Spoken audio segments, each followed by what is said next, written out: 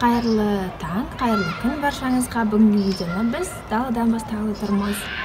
Бүгін сенбі, яғни балаларға демалыс күні. Садикте де, мектепте де, көп мектептерде, студенттер де демалатын күні бүгін. Сондықтан мінекей далада у-шу. Жұмыс күндері мынандай шум болмайды, балалар мынандай көп ойнамайды таңертеңгісін. Даже футбол алаңында да балалар бір-бірін күтіп, ақылдасып отыр. Қайырлы таң баршаңызға. Каналға видеоны жүктеп жатырмын. Және де біз тамақтанып жатырмыз. Қазір 45% болды. Қараңыздар, 10 күні түсірдім, 11-і, мына 12-сі, яғни кешегі күннің видеосы. 13-ні күн салатын боламыз, яғни күнде жаңа видео күтіңіздер. Видеоға беріліп, видеоны интернетке салып деп тіпті тамағымды жөнішпей отырмын. Қазір тамақтанамын. Это моя сестричка. Бүгін біреу демалады, біреуде демалыс бүгін, е? Менде ол. Сенбі, жексенбі. Садиктегі балалар сияқты деп болады.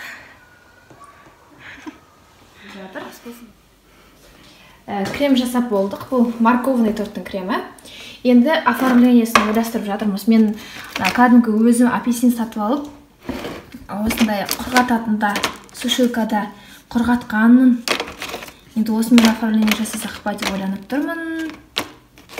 Өте керемет болатын сияқты. Бұны тіпті ұмытып та кетіппіз, енді есіме түсіп, осымен оформление жасасақ па деп тұрмыз. Және мұнда бізде корждарымыз, морковный торттың иісі енді өте керемет күшті. Сосын мұнда бізде тирамису торттынікі. Қазір тирамису торт жасаймыз осыдан кейін. Біздің мастер-классымыздың аяқталуына өте аз ғана қалды.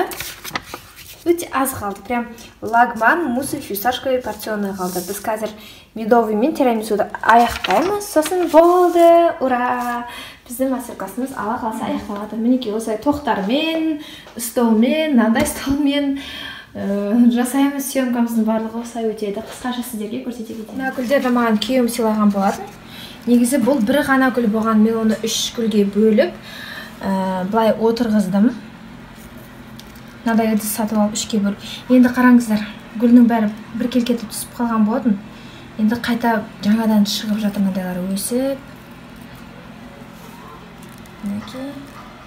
Алар қурап түсті гүлдері, енді жаңасы шығып өсіп жатыр. Жақында ала қалса гүлдейтін болады, сол кезде көрсетемін.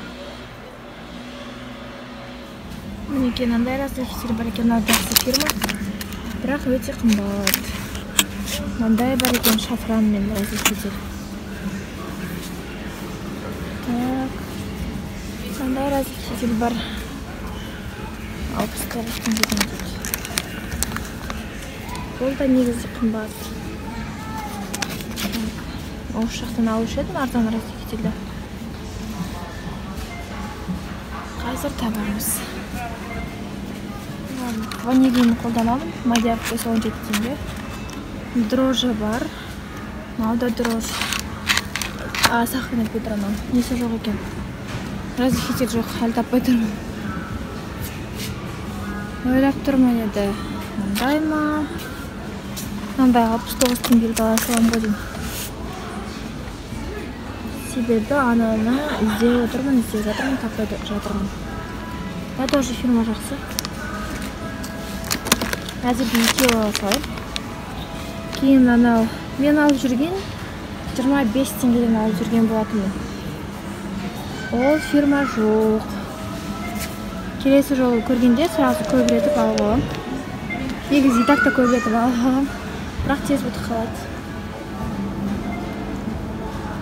Енді автовкаға барсам, килограммда балам осы разрыхительді. Әйтсе шақ келмейді.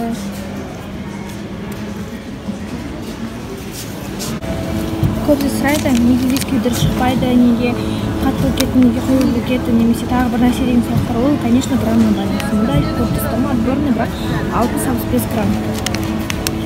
Ал мына жерде классический 65-70 грамм. Әрқайсының өзінің граммдары жазылады. Мысалы, мына түптен кішкентай 55-60 грамм. Сондықтан бисквиттар дұрыс көтерілмейді, немесе дұрыс шықпайды. Осы барлығы жылытқан граммына да, толыққанды граммына да байланысты. Мен көбінде осыны қолданамын. 65-70 грамм тұқты. Бірақ ол что-то бүгін бізде қымбатты 300 грамм жетеді. Сондықтан мынаны алсам ба деп тұрмын.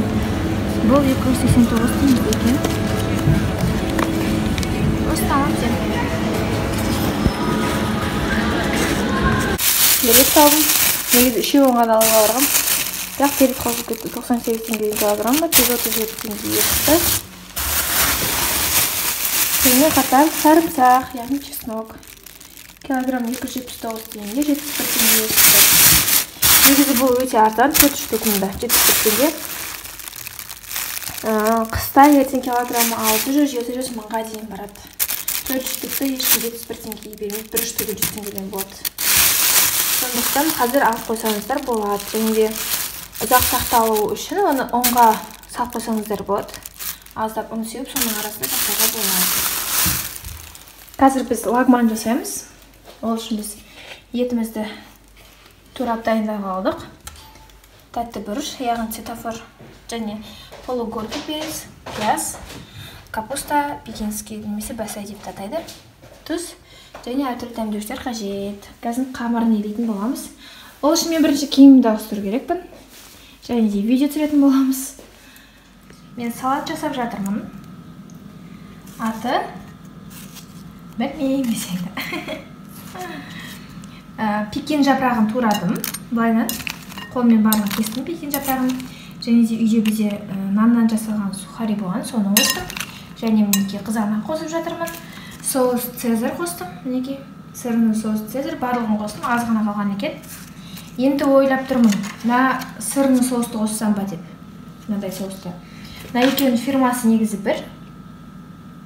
Соус цезарь өте дәмді. Кәдімгідей цезарь салатына арналған соус ішінде қалмады бірақ таусылып қалды. Сондықтан мынада соус аз сияқты көрініп тұр маған. Сол үшін сырный соустан аздап қосам деп бәрін жақсылап араластырамын. Аздап тұз себуге болады. Дәміне қарата. Енді осыны бәрін араластырамыз. Дайын. Құйыру лагман. Қазір біз тамақтанатын боламыз. Күйеуім әлі жұмыстан келген жоқ. Сондықтан сіңілім екеуміз тамақтануымызға тура келеді. Себебі ұзақ уақыт болды күтіп отырғанымызға.